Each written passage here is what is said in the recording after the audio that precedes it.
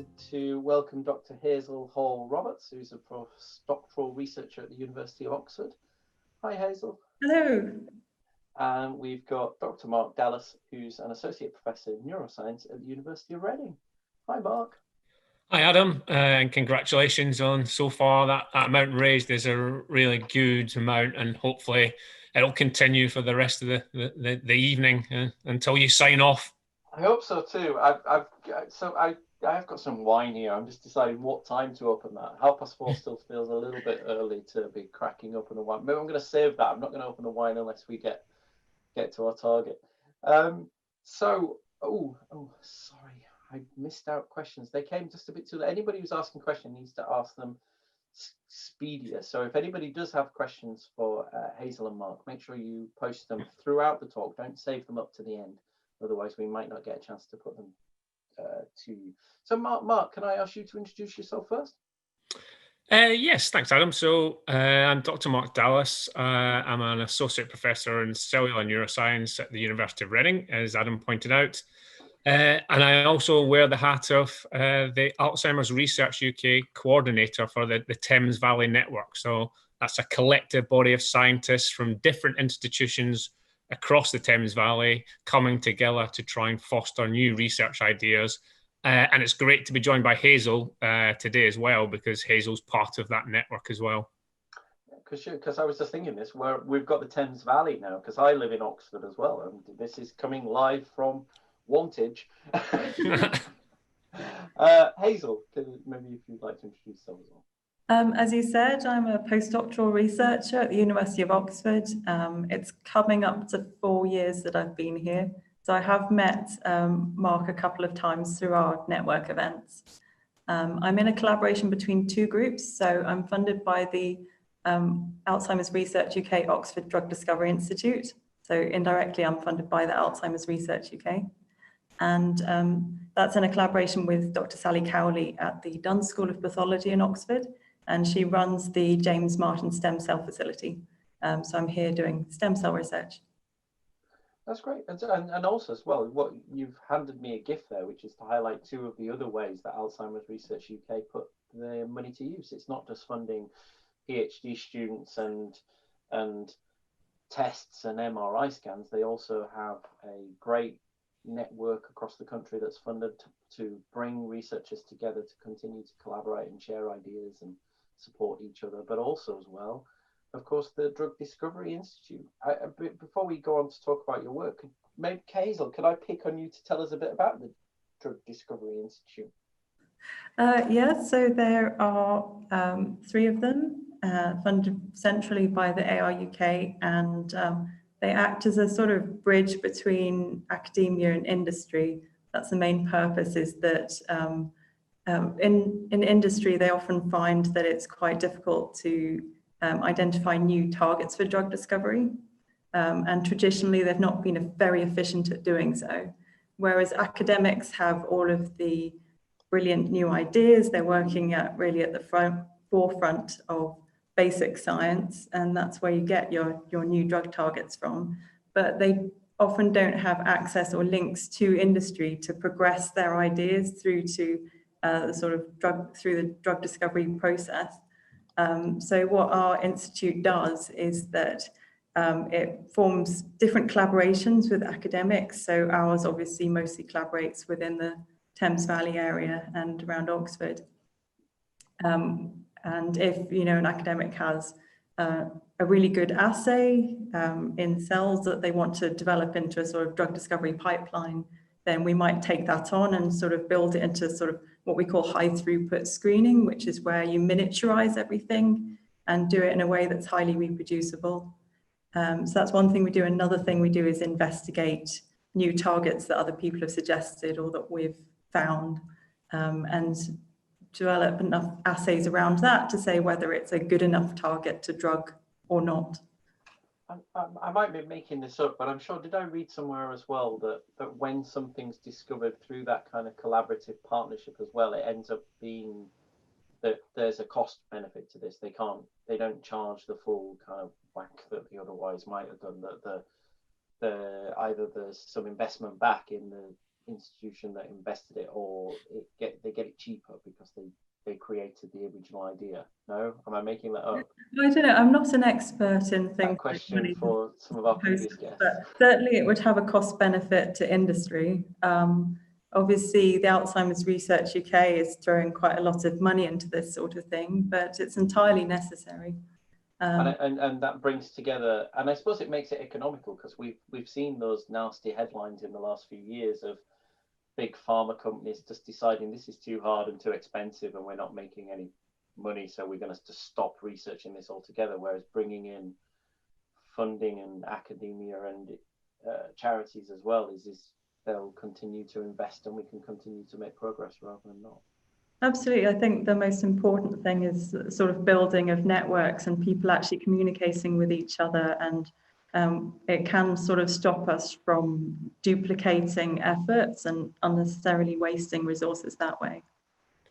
Absolutely. So Mark. Yeah, I think that's one thing that's maybe changed in the landscape in terms of dementia research, certainly over the last decade, is the collaboration building between industry and academia. I think previously it was maybe viewed as us and them, but now it's very much a case of actually working together to get the best ideas as quickly as possible into clinic and through to the people that really need it at the end of that kind of journey of discovery. And I think that's really one pivotal place that sort of the Alzheimer's Research UK has certainly helped to model and change. And the Drug Discovery Institutes, as Hazel mentioned, are a key part of that kind of strategy, and really give us as academics access to that kind of network and the kind of sort of initial conversations that previously were never being had about, is this a good idea, or is this actually something that's worth taking forward, or really interesting conversations to be had.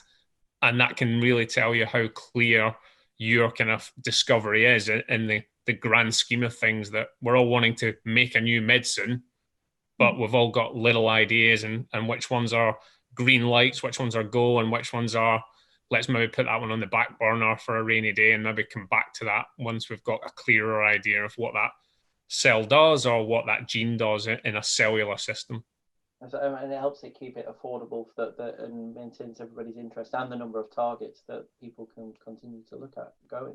And the fact that this is also just one institution, that it's spread out across the different universities as well, is fantastic. So let's talk about your day job. So I'll come to you first, Mark. So what tell us about your research, and what's your work? Yes, I guess. So our research is really starting to focus on, I guess, always known as the other cells in the brain. So these glial cells. So we know that the nerve cells are the ones that are lost in dementia. But what happens to the other cell types that are resident within the brain? So in essence, we've got about, for every nerve cell, we've got one kind of glial cell, and they're a collection of cells that contribute to what makes a healthy brain. So initially thought of as the kind of glue that sticks things together. We now know a lot more about these different cell types and how they actually integrate to, one, keep the nerve cells alive, but also actually contribute to how your brain lives throughout your lifespan. And there's two particular cell types that we're interested in here at the University of Reading. I don't want to maybe steal Hazel's thunder, because I think she might be talking about microglial cells, but in essence, we're looking at astrocytes. So these are star-shaped cells within the brain. And we as cellular scientists are interested in what changes in these cells as someone then progresses towards dementia. So one of the key sort of models that we look at is looking at changing the levels of oxygen that these cells are exposed to. So why do we think that's key? Well, we know from human data that people that have strokes, so that is episodes where oxygen is starved to the brain, so there's a period at which your brain is lacking in the normal amounts of oxygen, these people are more likely to go on and develop dementia. So we're looking at that at a cellular level. So trying to recapitulate what in essence happens in a human brain by changing the levels of oxygen that our astrocytes, these star-shaped cells, see. And then we can start to look at the functional effects. Do these cells no longer contribute to that which is a healthy brain? And one of the key things that these astrocytes are involved with is actually then mopping up some of the chemicals that these neurons or nerve cells spit out.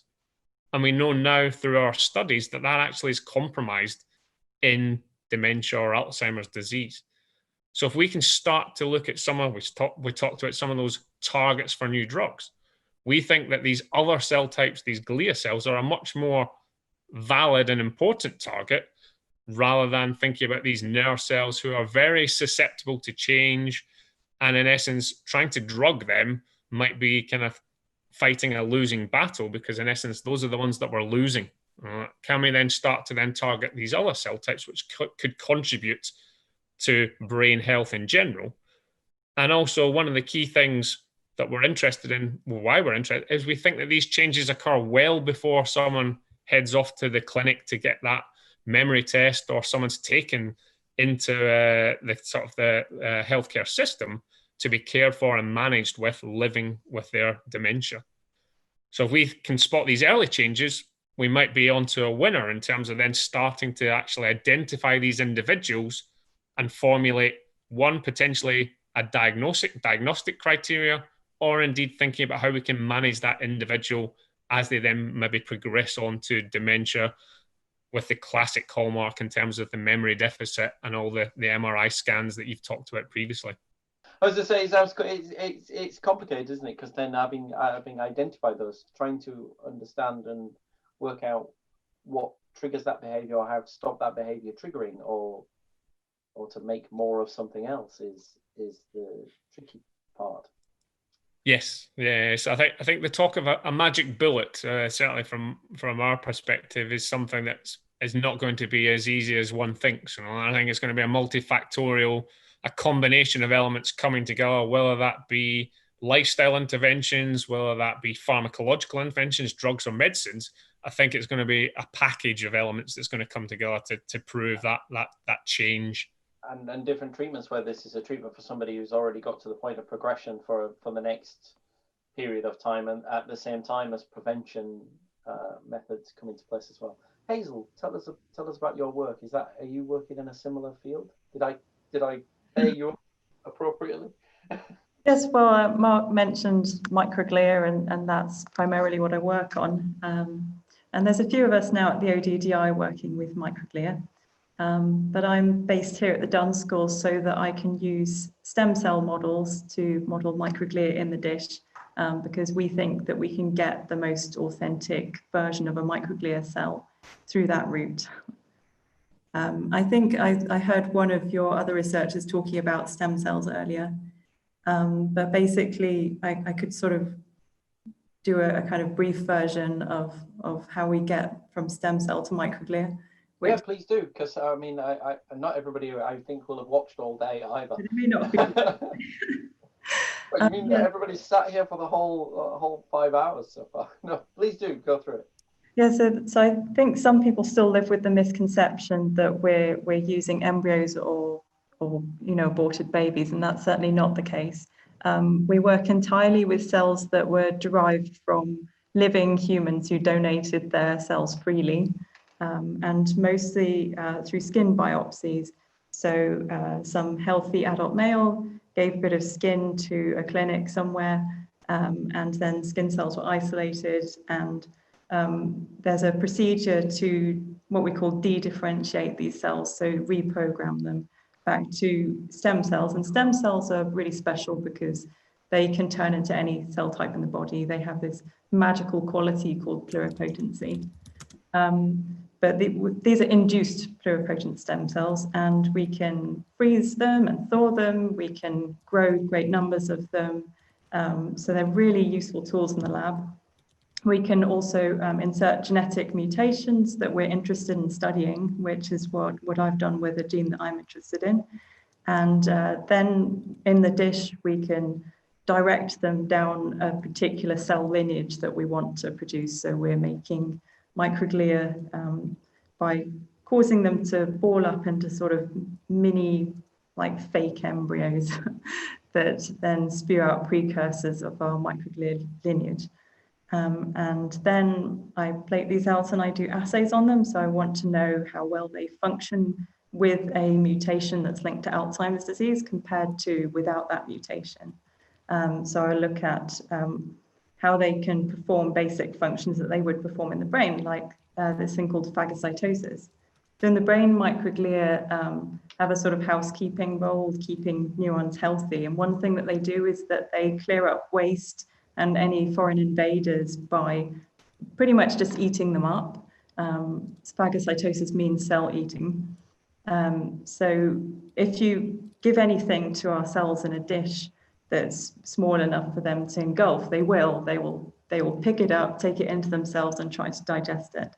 So I can do assays for how quickly they do that with the mutation versus without the mutation, for example. So yeah, I'm just trying to think about if I were to ask, somebody would ask, so can't you just put more microglia in the brain then? To eat up the bad stuff that's growing that can keep Alzheimer's? No, that would be pretty difficult, and we may not want to. So what my role in the ODDI is more of a sort of basic science role. I'm not so much involved with the drug discovery, but there's this problem that we have in our field, which is that we know that microglia have dual roles in Alzheimer's disease. They can protect against Alzheimer's disease, they can worsen Alzheimer's disease, and it seems to depend at what stage of the disease we're talking about. Early on, by worsen, you mean stop functioning or overproduce, or so what we think is happening primarily is that when they can't do their job well enough and there's a loss of amyloid in the brain, so later in the stages of Alzheimer's disease where you're starting to get plaques and things, amyloid plaques, they get activated, and this would have a functional role if there was, bacteria invading the brain. They're trying to recruit the rest of your immune system to help. But in the case of Alzheimer's disease, it's not helpful to get activated and what we call inflamed. It's neuroinflammation. Because they can't eat the plaques. That actually damages the neurons further, and it also increases the amount of amyloid that is produced. So we're talking about a vicious cycle that worsens both the production of the thing that's creating these amyloid plaques and also the cell death that's associated with that. So that makes complete sense in that sense, doesn't it? They have a role to serve early on, but if they come to later, they just add to the confusion and Gemma at the start of the day likened the brain to like being your kitchen that's gotten full of garbage and some stuff's not going in the bin properly, and it could be that the cleaner's not turned up and things like that. And then you have 10 cleaners all arrive at once, but there's no room for them to work or anything for them to clean. Mark, does that make sense? Is that something you're looking at too? How they clear? Yeah, so we've kind of touched on astrocytes earlier, but we were also interested in the cells that Hazel works with, these microglia, and similar to what previously Sam was mentioning about building appropriate models. So trying to recapitulate what's inside your head in a laboratory is one challenge that science serves up for us, but we have to try and see what are the appropriate models for, and that really boils down to what kind of questions are we asking. And I think, are we looking at how these cells respond to stimuli, whether it being drug treatments, or how are they looking to interact with other cells? And one of the growing fields is how these microglia actually interact with the other cell types of the brain, those astrocytes that I mentioned, and also the neurons and the nerve cells, and how they integrate as a trio of cells to try and then actually bring about functional change. So we know that there's some structural changes that you can see on MRI scans. How can we see that at a cellular level in a dish or in a laboratory? And I guess maybe just picking up on your final point, and thinking about when's the right time to introduce a drug or a pharmacological agent, because as Hazel says, there's this kind of dual role, the good cop, bad cop, if you like, of these cells, and it's thinking about, right, would one drug wouldn't work for them in the good cop, but it would work when they're the bad cop. So it's thinking about what drug, when, and who to give it to, I guess, is the next thing, I guess, in terms of that kind of personalized medicine and thinking or trying to future-proof any kind of drug target or medicine down the line. So they're the big questions, and they've come up so many times today. So what's going to happen in the next kind of 12 months? Where's the next breakthrough coming that's going to be meaningful? Hazel, I'll come to you first. I wouldn't say I'm on the verge of a breakthrough, because actually my time at Oxford's coming to a close this year. Oh, no. So in 12 months, I won't be working on the exact project that I'm working on now. I have been mainly focused on a couple of quite well-established risk genes for Alzheimer's disease, such as TREM2. And that's been good, but it's getting quite a crowded field. I'm hoping to continue working on stem cell models of microglia, because it's very interesting and I really believe in the model. But I think research is more going towards what we call polygenic risk. What happens if you combine risk factors for Alzheimer's disease, which is more likely to happen in a patient. For example, TREM2 with apolipoprotein E4, which is a much more common variant that increases risk for Alzheimer's disease. Which puts us back onto the prevention agenda having more likelihood of success than treating later stage. I mean, again, for the public that weren't watching, that for quite some time that's been the is that the view? I can't remember. Alzheimer's Research UK's mission statement is it a disease modifying treatment, but they don't talk about that. The expectation of that increasingly sounds like that will be very early on, when that modifying treatment needs to come in before people have symptoms. Not definitely, it has to be well before people are getting symptoms. So although I'm not involved with biomarkers, I've heard you talking with the other guests about them. Definitely we need to identify people early, but we've also got to accept that not everyone's the same, and this idea of personalized medicine is going to have to come into play at some point. And that's where it's really important to do a bit more of this basic research into real human genetics and accept that everyone's different. And those big cohort and longitudinal studies again, I guess, but back onto those, and the importance of why the research that we've been talking about in care homes and care, which I think where is our next session, is back to care homes as well, which is that this is such an amazing field, and it's really exciting today for me to be able to bring people from all these different fields of research together, because scientists and people working on microglia will go to conferences like that. It's not very often you'll get care researchers and different people coming together, and why all these things need to be pursued differently. What about you, Mark? What's going to be exciting next year? If anybody's got questions, please do post them now. We've got a little bit. Oh, we've got one, actually. I'm not going to come to you. I'm going to ask you the question, because I've only got 2 minutes. How do you feel about, you'll have to decide who's going to answer this. Chris asks, how do you feel about the primary cellular theories of aging? Example, cellular senescence, mitochondrial dysfunction, telomere damage, proteastasis, and how might these link into dementia specifically? This is about general aging, isn't it? Primary cellular aging. Yeah, well, I'll maybe start, and then I can pass the baton to Hazel, and then see if Hazel wants to pick up on. Hazel looks really pleased about that. Go on, Mark. Or she can contradict me.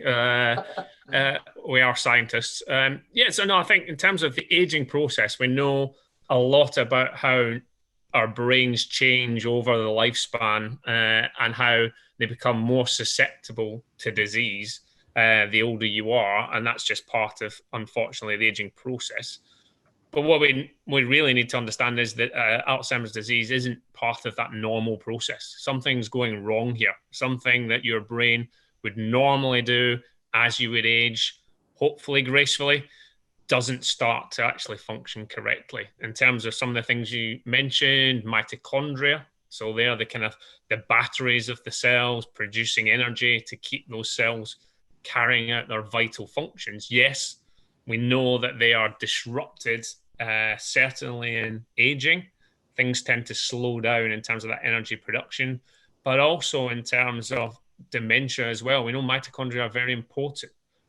Thinking about the cells that myself and Hazel are interested in, there's even more interest in mitochondria and these glial cells, and particularly surrounding those communication hubs between the two nerve cells. Those junctions are very important in terms of communication. And we know that astrocytes are involved in protecting those communication hubs. So I think there are elements that are common in terms of the aging, but in essence, dementia or Alzheimer's disease is something way beyond what we see in the normal aging process.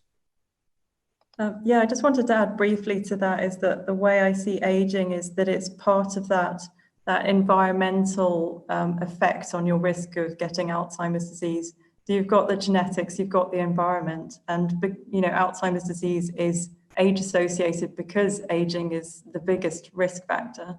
But if you've got aging mitochondria, you may never develop one of these neurodegenerative diseases if you don't also have a genetic risk factor that affects a protein in mitochondria that helps them function. So there's that interaction. It's like the genetics could like the touch paper to the which is already there, but it may not spark at all if the genetics are not there to support it.